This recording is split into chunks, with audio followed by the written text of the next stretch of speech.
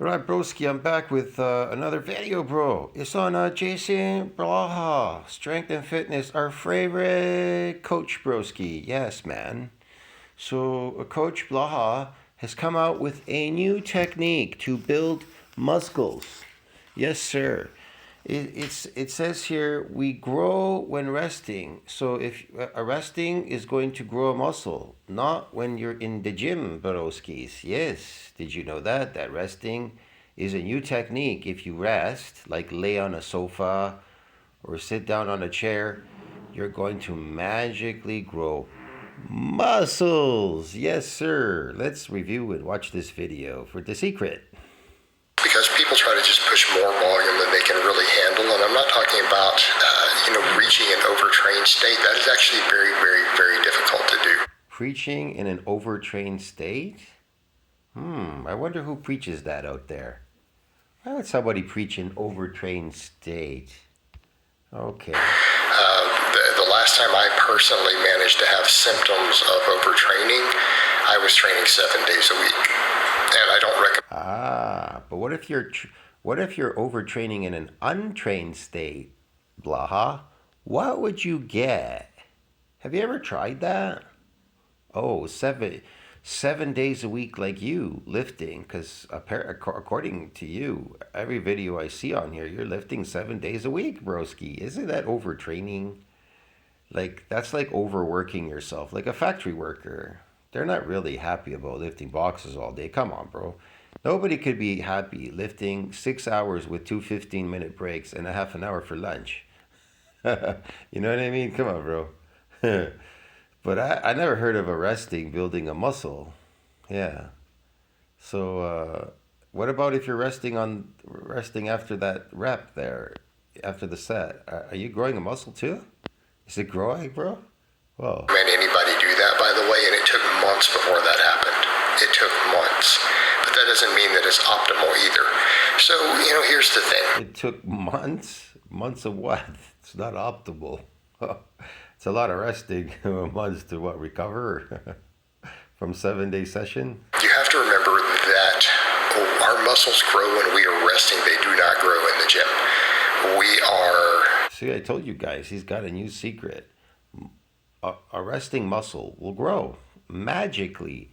If you rest it, it's going to magically grow, bro. See that? Why aren't any of you doing that? He's giving you the secret. For God's sakes, man. Come on, bro. Wake up. Stimulating them in the gym. Now, I'm not going to make that silly analogy. See, instead of stimulating them in the gym. That word stimulating muscle in the gym, what exactly is really going on in the gym when you're lifting or in a factory or doing anything that's physical? What is truly going on? Well, number one, you're causing stress. Now, depending how much stress you're causing to your body, if it's periodic stress, you're trying to accomplish something specific, right? But if it's consistent stress, then you're definitely accomplishing your goal by accelerating aging, aren't you? We all know that it turns on the accelerating aging genes. The aging gene is turned on every time you constantly bombard it with stress. Now, I'm not saying that in a blue moon you turn on the stress for something very specific. You could actually just turn it on once a month, right? Like, who says you can't go to a gym once a month? What really do you need a gym for? What are you lifting for? What are your goals and what are you trying to accomplish? See what I mean? Are you trying to accomplish being a factory worker that no longer wants to damage their muscles so they end up in rhabdo in a hospital? You understand me? So your body's adapted. It's protected from any more damage in the muscle fibers. Can you imagine going to a factory or lifting and constantly getting this huge amount of damage and weakening your body to the point where you get a disease called rhabdo? That's what CrossFit people do. They push it to the limit. They'll go there for hours and literally push it to the limit, moving stuff, every body part, because they're insane. They're living insanity. Then there's the odd lifter, bodybuilder kind of person. They do get rhabdo because they think that lifting weights builds a muscle. because of the inflammatory response. When they get that, they get obsessed with the inflammatory response. And sometimes the response is not, they're not getting enough response. So they just keep pushing it and pushing it because they think if they push more of it, that the inflammatory response, this fake muscle, inflammation muscles will last longer if they push it. You understand me? That is the whole point. Yeah, because they're insane. They're crazy. Plus this glycogen loading because they're eating a herbivore diet and garbage stuff like carbs, which is not a human. Carbs are not a human diet. Yeah, human diet is a high fat animal, high fat, high protein, high nutrient, high fat animal diet, not a low nutrient, toxic sugar carbohydrate diet. You understand me? A herbivore diet. It's the opposite. You will never function optimally. But sugar is a drug. It gives you bursts of power because it's a drug like any other drug. It's a powerful drug actually. You'd be surprised. So yeah, it could hinder your performance at some point, but it could also increase your performance, you know? Yeah, it all depends on how you know how to use these tools. But again, sugar is a drug. Do not think it is not a drug. Yeah. Oh yeah, because the training breaks muscles down, and it's not necessarily the case. That isn't actually always true, and breaking a muscle down isn't always required for muscle growth. That's again what's Okay, if you're adapted, you're definitely, you're not breaking muscle down. You're breaking proteins. You're breaking proteins down. Is that necessary to keep breaking proteins like Blaha and trying to replenish these broken, he's just protein turnover. The majority of people in gyms right now that keep lifting, what they get is they get a bunch of broken proteins. They don't eat enough for that protein synthesis to exceed that breakdown. So what do?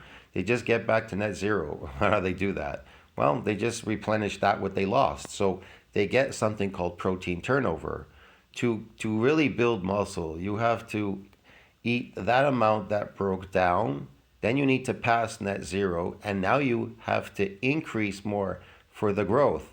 So think about that. How much protein did you break down in that session? Do you know? Can you measure it? No, not necessarily. You'll never know.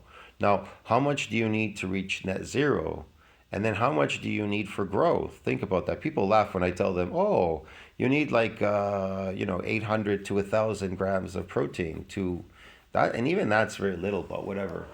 To be in an anabolic growth state. See, you have to suppress the catabolic hormone, the breakdown of proteins now. You've already broken protein. You've broken proteins because you say, well, I stimulated. So I got an open windows protein synthesis. You know what I mean? You're not really measuring it. I see people come in with books and a paper and a pen and they're like writing down all their exercises when meanwhile, that's all stupidity. The exercise has nothing to do with muscle growth whatsoever. What has to do with growth is protein synthesis must exceed that breakdown. That is the only one key element that is the most important in anything in a human body. The human body doesn't give a shit about any stimulus, lifting, or anything. You can literally sit down, and if protein synthesis exceeds that breakdown, because that's what's happening right now as you're sitting in the kitchen eating your breakfast or whatever you're doing there on your sofa, if that is not exceeding that breakdown, you are not growing. And how do you grow? Anabolic growth state. How do fat people grow? They're anabolic. Why are fat people these fat people? The ones that keep gaining weight like crazy. Well, because they keep eating. They don't stop eating, so they're in an anabolic growth state. But they have one problem. They're eating the wrong food. They're not exclusively eating protein.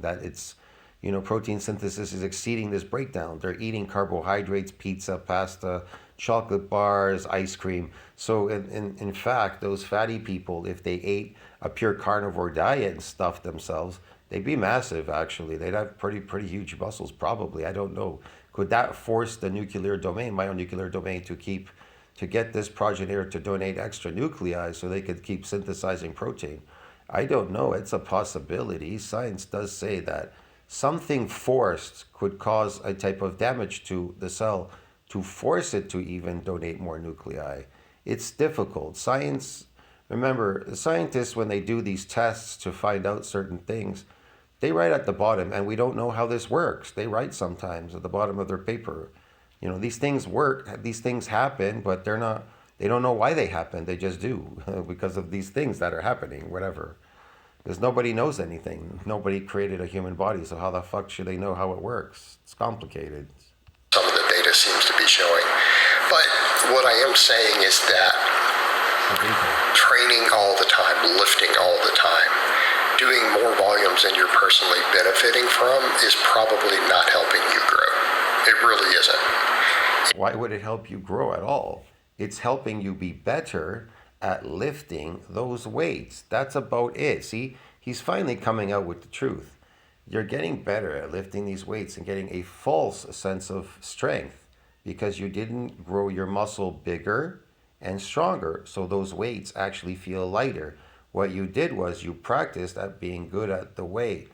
You understand me? So you could lift a heavy weight and stay small and weak and get injuries. It may not be hurting you in some cases, again, because if you're not overtraining, it may not be necessarily hurting your gains, but it's also not doing anything for them. Okay? Because again, we grow when we're resting, we grow when we're sleeping, all of these other. Again, see, he's trying to tell you you're going to grow when you're resting and you're sleeping. You are not going to grow resting or sleeping if you're missing one element, one specific element for muscles to grow. See what I mean? They need something to grow. Things. And I would suggest to a lot of people that they really put more focus on that. Put more focus on your recovery, hot baths, getting quality sleep, rather than adding. Well, I definitely recommend sleep is good for you. For sure, bro. You need sleep. Who doesn't? If your sleep is messed up, your hormones and everything else will be sleeped up and messed up in your mood. Yeah. Always more training. And again, I'm not saying that adding more volume for your weak points can't help. But eating herbivore diets also messes up your sleep. It could mess up your sleep and your hormones because you get when you eat a herbivore diet, the cow diet, eating grass all day, you guys eating out this fake food or whatever man-made food, your estrogen increases and your testosterone plummets. And then you go to the gym lifting 7 days a week. That further plummets your testosterone. That's why people end up in divorces because the man has been working, the woman's at home. He doesn't want to have sex with his wife because it's got dead hormones. Can't get it up, nothing. He's just destroying himself. No woman wants that. So they leave him. They divorce. That's why a lot of divorces. And he's so exhausted because he's working a shitty job, getting his slave money at a slave job. And he comes home like a tired slave. Yeah. Crazy. But just pounding away on more big lifts beyond a certain threshold isn't doing much. And here's usually a good rule to use for that. How much is your strength going down? In other words, even if you know what you're capable of fresh, let's say... How much is your lifting strength going down? Probably quite a bit, yeah, because it weakens you. Factory workers, they're weakened over time. And this overtime of lifting weakens you and weakens you even more as you get older. That's why Blaha can't lift that heavy anymore. His strength levels are plummeting. That's why he has to say, "Oh, you see me lift over 600 and a quarter pounds." Well, the most he could do is, I think maybe 3. I'm not even sure, yeah. Because it's dropping, all of it. He can't bench like more than, 2 plates? Fresh, you're capable of doing 225 for 12 reps on an exercise. But you then have it far enough into your workout that you can't even get 185. Let me ask you this question. If you could rep something out, let's say 20 times, right? Let's say it's a heavy weight, looks heavy, and you rep it out 20 times. And a person reps it out 3 times. Is that person stronger than the person that repped it once or 3 times? The one that did it 20 times? Yeah. See what I mean? People say, well, bodybuilders are weak. Well, I never seen a power lifter rep out what bodybuilders are repping out, 400-pound back rows, like doing it 10, 20 times. They usually just rep it once. So who's stronger? Who really is stronger? For 8 to just exhausting yourself. You are literally doing nothing. I see these power lifters repping like one rep on this, like the squat, 500 pounds. But I see people like Bumstead and everybody else repping out 500 pounds like it was a paperweight, doing like reps of like 10, 20 repetitions. Yeah, man. So who's stronger? The power lifter that reps it once or the bodybuilder that reps it 20 times? You were doing nothing but stimulating more of those lower growth threshold muscle fibers. Oh, you're stimulating those lower growth threshold stimulating fibers. Never heard of that one. That must be a new thing made up. He made that up, bro. Come on, man. And again, I'm not saying that intermediate and some of the slower twitch fibers don't grow, but they cap out much, much faster. And how could those so-called lower twitch fibers, how could they grow if protein doesn't exceed that breakdown? Oh, I know. Resting is going to grow it. You got the secret. That once you kind of get through the newbie phase, really it is the upper threshold muscle fibers that are going to be most of your muscle growth. So if you're coming in just beating away with low quality sets because you're that fatigued, Yeah. right? You're just not doing much. It's not helping you.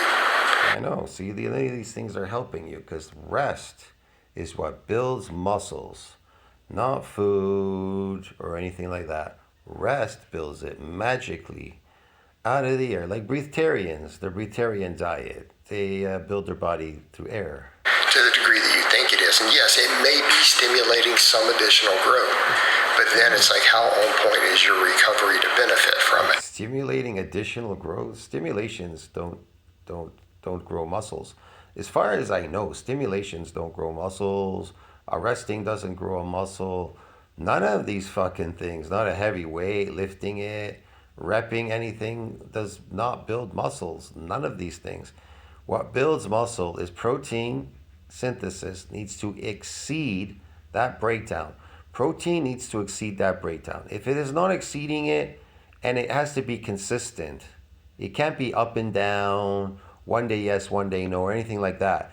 You either are consistently building or you're not. So you need to figure out what you want to do. Because I never heard of a resting, ever building a muscle, bro, on like a cornflakes diet, okay? Or your Cocoa Puffs, or whatever the hell fuck you're doing there. Because I don't think that there's necessarily anything as true drunk volume. We do use that term, but when we add volume, that we don't get any So junk volume builds muscles, yes. Okay. training stimulus from. Okay, I don't think we reach that point very easy. I think even that 25th set, as long as it's a hard set and a workout, still is probably stimulating a little bit. Yes, it's going to work out for you. Yes. But your recovery better be on point. It better be on point if you're doing that.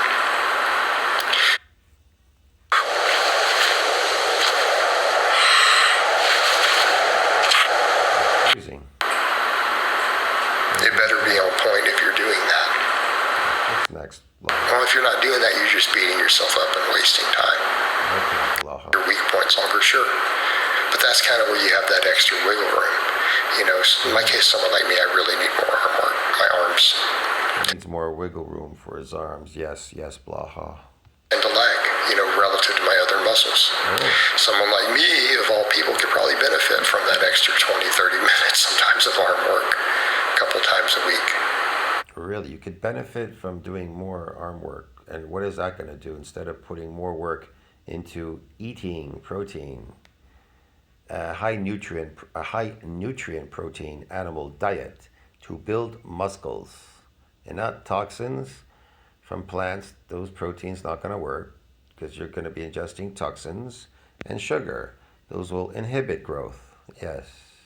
I don't think you need to have separate days for it. That's kind of silly.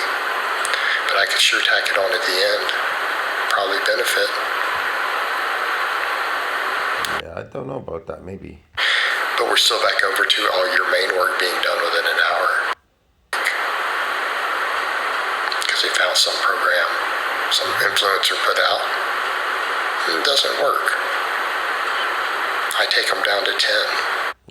He looks really sarcopeniad, man. Like, it looks weird. Blocky stomach, body area, skinny legs, and skinny arms. Quality sets, high quality sets where they're really pushing it. High quality sets. Your body doesn't distinguish between high quality or low quality sets. It just sees this as all stress. You're just fucking destroying it, diminishing that body, bro. You understand me? What your body really loves is food, and it loves very good, expensive, raw, natural food in nature. That can be anti-aging, and that could definitely reduce stress on your body. Now, if you're eating shit all day, garbage man-made food, what do you think's happening there? Stress. What are you doing? Accelerating aging. Anything stressful to your body, the body doesn't like it. Your body is not you. You live in your body. You're in there. But your body is a unit on this planet to walk around in the physical world. That's why it's programmed to keep you alive. Who's keeping you alive if not your body? So why do you want to destroy it if it's there to keep you alive? That is counteractive. That is stupid. You understand me?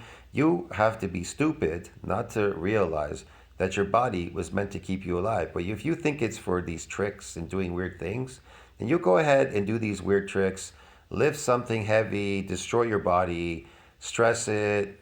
Yeah, and it'll definitely give you exactly what you want, aged and destruction, because it can only do so much to try to, avoid being destroyed. You understand me? It can only do so much. It doesn't have those ability functions, but it definitely will drive you to try to eat more because it'll say I'm hungry, but you'll eat the wrong foods, and then you'll still be starving, and it'll still push you to keep eating food, but yet you're still eating your slave diet. Mars bars don't grow muscles, nor does McDonald's or any of these weird things, Cokes and shit, and pizza, sawdust, and bread, and whatever the hell you're eating there. So yeah, but if you definitely want to destroy your body better than last time, go lift a bunch of heavy weights and eat the slave diet, and you'll definitely diminish it quicker and faster than anything. Yes, I need to eat carbohydrates, even though a body is not meant to eat carbohydrates. Mitochondria dysfunction because of carbohydrates. It's a known fact in science. Look it up. Carbohydrates become dysfunctional over time. It's a built up over time. There's separate DNA. And how do they function better? On animal fat. It's a known fact. Forget about these vegans, bullshit stuff, the garbage stuff made up by the government and whoever else is out there.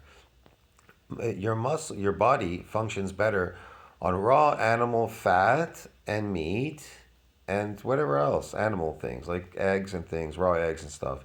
But anything cooked and everything is carcinogenic and will stress your body even more. Just because you're a slave and you've lost your natural way, it's not. You're an adult now. You're not a kid. Nobody's. You could go on your own and do your own thing, bro. Get it? Nobody's holding your hand anymore. With good form, but pushing progression on it and making sure those sets are hard. You definitely need good form if you're trying to lift something heavy or a box off the floor, like in factory workers. They don't want you curving your back or using your back because you could cause it to injure.